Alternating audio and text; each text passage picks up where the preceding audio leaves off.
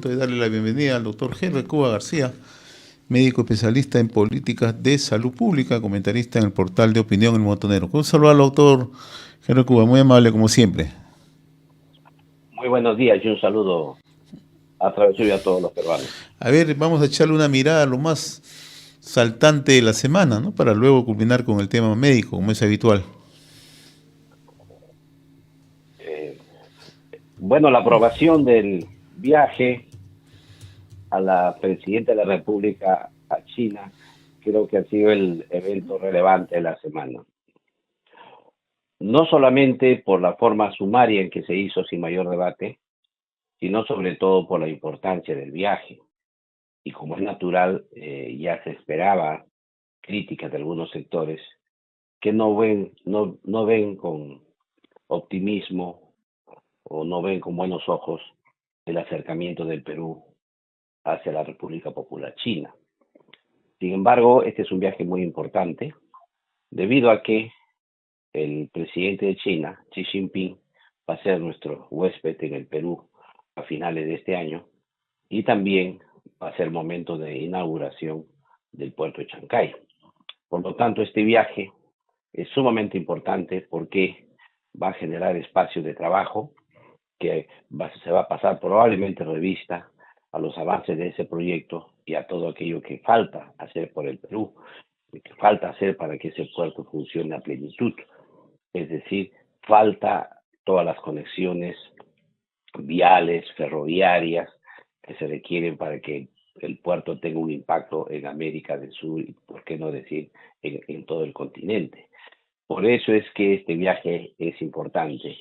Y aquellos sectores que se han opuesto desde el inicio a que este puerto sea construido por la República Popular China en el Perú, van a seguir haciéndolo y probablemente generen espacios de debate, de crítica a este proyecto.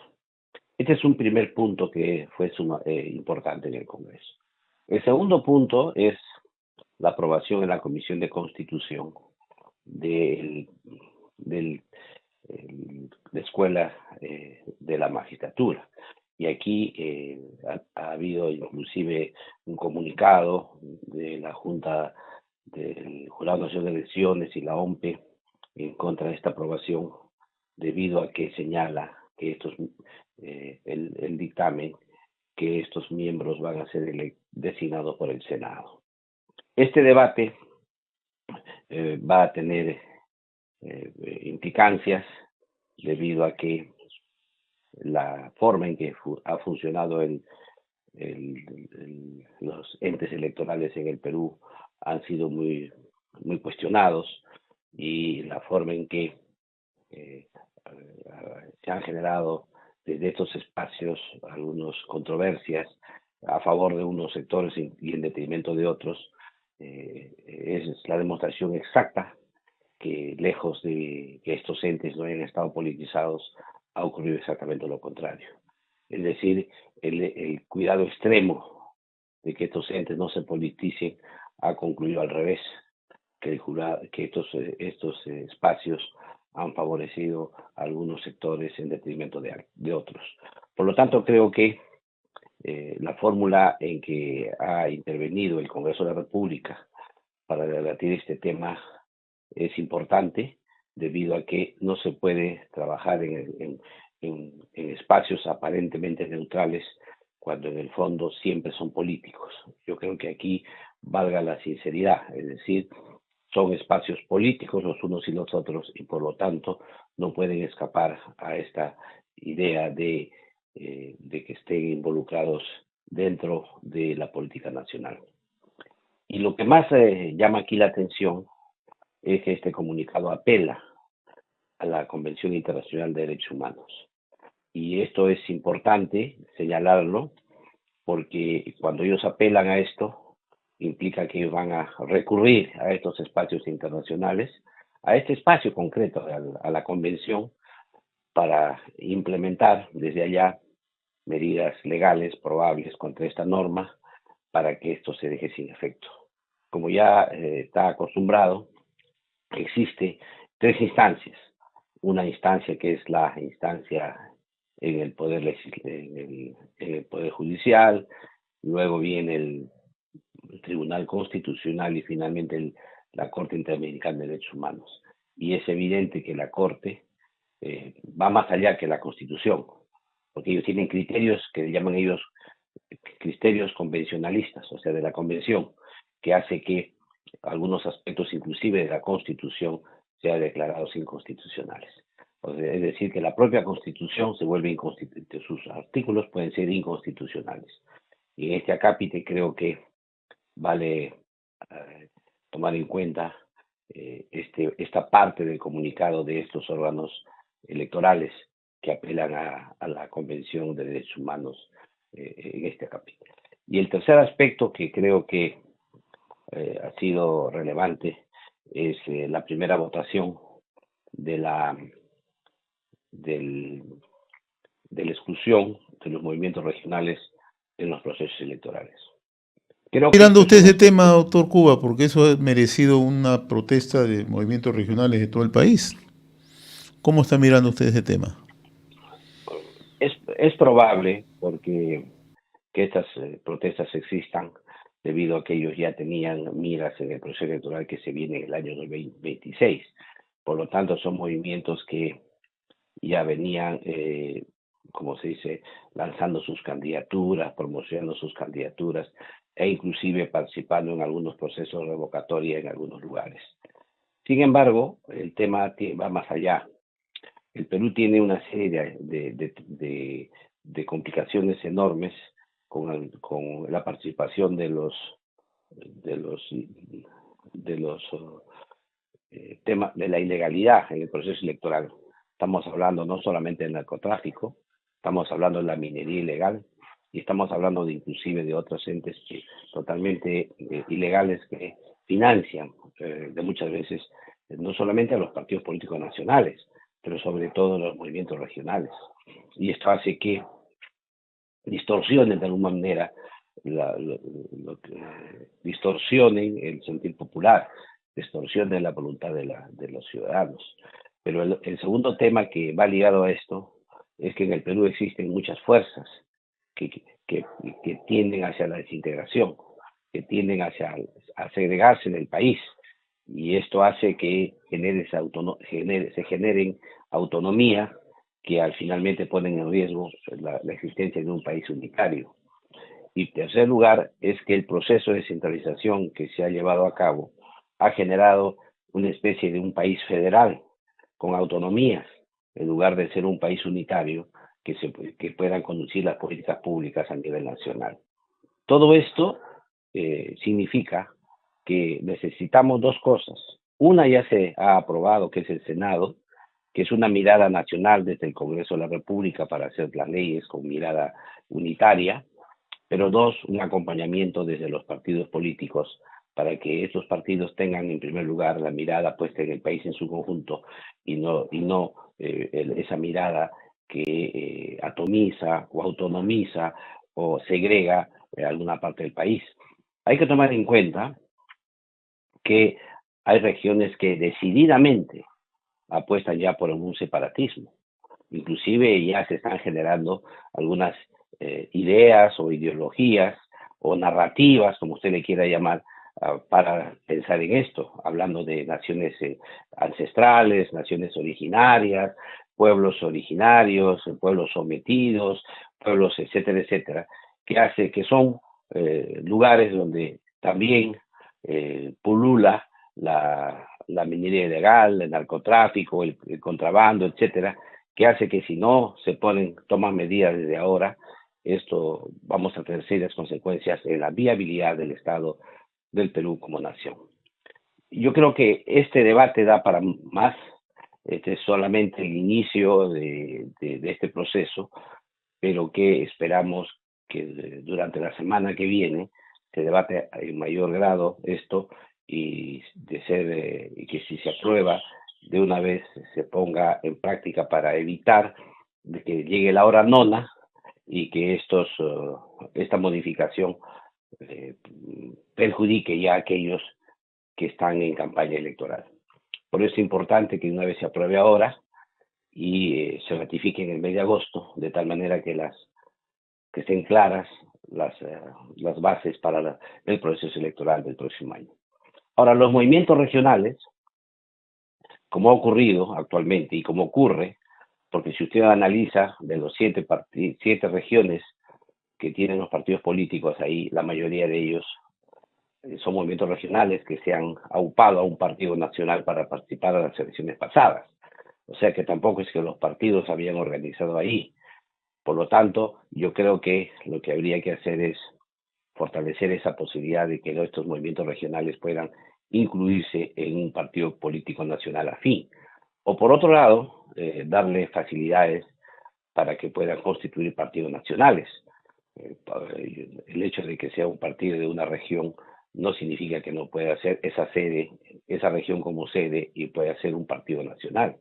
El problema es que debemos exigir a nuestros políticos que piensen en forma unitaria, que piensen el país en su conjunto y no piensen solamente como parcelas, inclusive fomentando ideas ultra regionalistas que finalmente puede llevar a la segregación del país.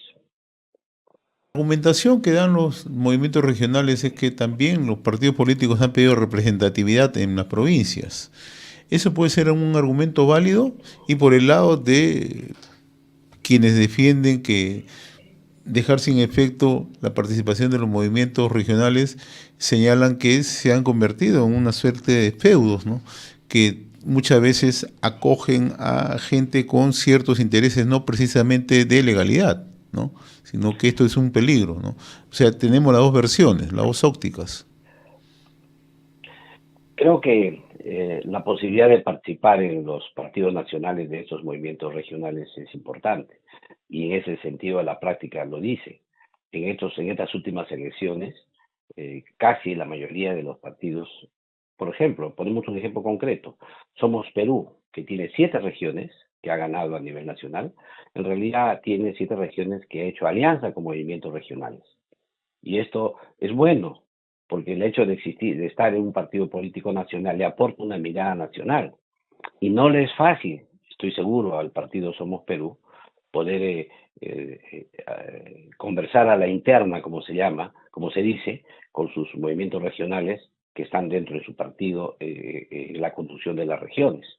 Sin embargo, esto es saludable porque hace precisamente que haya una tensión hacia adentro que favorezca la unidad nacional. Esto es favorable. Ahora, que aquellos movimientos que están en las regiones, que no están pensando en el país, sino que piensan exclusivamente en un apetito voraz al interior de su región, se van a oponer con toda seguridad. Y esto el país tiene que darse cuenta que no va a ser una aprobación unánime ni va a tener aplauso unánime, pero es necesario emprender una reforma que favorezca y viabilice al Estado-Nación, que fortalezca al país en su conjunto. Y hemos visto en muchas oportunidades cómo se oponen a normas nacionales, piden exclusividades, hacen fuerza para evitar la intervención del Estado a nivel nacional, solamente quieren ingresar con medidas que se tomen en cada una de las regiones, y es evidente que detrás de esto puede hacer que un grupo importante haya un ultra regionalismo, pero otro grupo tiene intereses fundadamente ilegales y que precisamente no quieren que participe el Estado, no quieren que haya impuestos, no quieren que se formalizarse, prefieren estar en la informalidad, no quieren declarar lo que producen o hacen minería informal, tala ilegal, narcotráfico, etcétera, que al final la presencia solo de la Policía Nacional, del Ejército, ya les produce escozor. Vayamos ahora el otro tema, el tema ya más médico, el tema que tiene que ver con la salud pública, el Reglamento Sanitario Internacional, la Organización Mundial de Salud del Puerto de Chancay, que es su reciente artículo que usted ha escrito, ¿no? Con el propósito de normar la vigilancia y el control de los riesgos en la salud pública, ¿no? ¿Qué alcance tiene esto, por favor? Mire, ha habido poca repercusión en el país la realización de la Asamblea Mundial de la Salud, realizada desde el 27 de mayo al 1 de junio. En el mundo, esta asamblea ha tenido un enorme debate, una enorme discusión por las implicancias que tenían dos documentos importantes. El más importante de ellos era la realización de un acuerdo mundial sobre pandemias. Y esto no se ha aprobado en la Asamblea Mundial de la Salud. Ha habido un gran debate y oposición al interior debido precisamente a los bloques geopolíticos que hay en el mundo, porque este acuerdo mundial sobre la pandemia implicaba que durante una pandemia exista prácticamente un gobierno mundial que pueda gobernar esta pandemia, generar mecanismos de equidad para favorecer a los países menos desarrollados y sobre todo para evitar que los países desarrollados puedan acaparar los insumos, los equipos, los medicamentos o las vacunas que sean necesarias para una futura pandemia. Esto ha generado oposición por un tema conceptual que tiene que ver con el tema de la soberanía nacional y el segundo, el tema del poder. Porque como es natural, hacer esta distribución a un país más pobre hacia un más rico que son mecanismos de equidad en la política, significa que quien lo hace tiene el poder. Y en este caso concreto, el poder y la soberanía se pondrían en manos de unos, no sabemos de quién, probablemente de la propia Organización Mundial de la Salud, que son en este caso la burocracia internacional que nadie ha elegido. Este es un debate que quedó en el tintero. Sin embargo, se ha acordado que se continúen las discusiones y todo el mes hasta este año, incluso hasta el próximo. La idea es la insistencia de los funcionarios de la Organización Mundial de la Salud es que el mundo entero tenga un nuevo pacto o un nuevo acuerdo sobre pandemias. Entre tiempo, existe una norma aprobada por 194 países, que es un tema vinculante que favorece el comercio internacional, que es el Reglamento Sanitario Internacional. Y en este Reglamento Sanitario Internacional, lo que se ha hecho es darle algunas enmiendas, algunas modificaciones. Una de ellas tiene que ver con la definición de lo que es una pandemia. Y aquí se ha agregado ya no solamente la existencia, o sea, lo que hay en el presente de un virus, de una bacteria, de un brote, sino que sea el potencial, o sea, que tenga riesgo de convertirse a nivel mundial. O sea, se ha aprobado también en la definición los riesgos potenciales o los riesgos futuros. Y esto también ha generado algún debate, a pesar de que ha sido aprobado en la Organización Mundial de la Salud. Probablemente esta definición retrase de alguna manera el acuerdo sobre pandemias, que no ha sido aprobado, pero que sigue en debate, debido a que esta definición de pandemia le da es muy ambigua, muy amplia, y le da mucha potestad al órgano que conduce el mundo.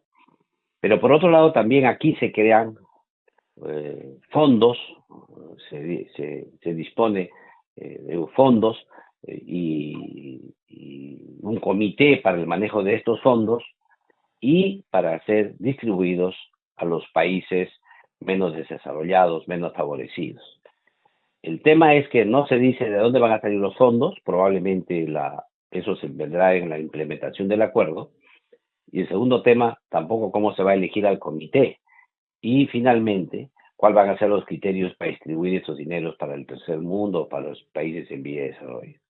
En todo caso, estos dos temas, tanto el acuerdo sobre pandemias como el Reglamento Sanitario Internacional, han sido de la mayor trascendencia para el mundo entero, sobre todo luego de la experiencia de la COVID-19. Pero aquí además, en el Reglamento Sanitario Internacional le han agregado que los países tienen que elaborar una autoridad al interior, nombrar una autoridad al interior para ver el tema del Reglamento Sanitario Internacional. Y el Perú, la ley actual, tanto la Ley General de Salud como la Ley de Fortalecimiento del CDC o del Centro Nacional de Epidemiología y Control de Enfermedades del Ministerio de Salud, señala que esta institución, este CDC Perú, que está a cargo del MINSA, es el encargado de ser el enlace con la Organización Mundial de la Salud. Y esto señalo en el artículo que es sumamente importante ya fortalecerlo, por dos motivos. Uno es que el Reglamento Sanitario Internacional implica que tomemos medidas para el comercio internacional, para evitar que a través del comercio de los puertos, de los lagos, de los ríos y de los mares y de los aeropuertos, ¿no?, puedan entrar enfermedades al Perú y puedan propagar enfermedades o pandemias o epidemias. Y en este caso tenemos a portas la inauguración del puerto de Chancay. Por lo tanto, ya debería estar el Perú preparado, primero, para tener una autoridad nacional de salud internacional, que en este caso sería el CDC-MINSA, que es la que ya está por ley, pero hay que darle el fortalecimiento necesario, inclusive con la creación de una unidad ejecutora presupuestal, de tal manera que tengan los recursos necesarios para poder ejercer en modo unitario la política sanitaria internacional, que vigile el funcionamiento de las fronteras, no solamente las fronteras del puerto de Chancay, que he aludido, sino también la del Callao, la de Tumbes, la de Tacna, Madre de Dios, etcétera, todas las fronteras que el Perú tiene. Y aquí hay que señalar que en la forma en que estamos no está bien, porque actualmente cada gobierno regional establece su salud internacional, aquellos gobiernos regionales que tienen fronteras, y lo hacen a su libre entender. Por eso es importante que exista una autoridad sanitaria internacional a nivel del MINSA, que dé las normas, las pautas y haga las fiscalizaciones correspondientes para evitar que haya, ingresen al Perú por nuestras fronteras enfermedades que son de alta peligrosidad. Por eso es que lo que señalo es que a propósito de la aprobación del nuevo reglamento sanitario internacional, el Perú de una vez debería cumplir hacia adentro con el fortalecimiento del CDC Perú y convertirlo en una unidad ejecutora presupuestal, generar esta dirección general de sanidad internacional y además adecuar las normas actuales para hacer que cada uno de los gobiernos regionales se sujeten a esta autoridad sanitaria internacional que estaría en el Ministerio de Salud. Ese es el aporte del artículo y gracias, doctor, señor José Hernández. Muy bien, doctor Heber Cuba, como siempre muy agradecido por la opinión de los días sábados a través de la semana en RCR, Red de Comunicación Regional. Que tenga buen día, muy amable, gracias. Un abrazo. Gracias.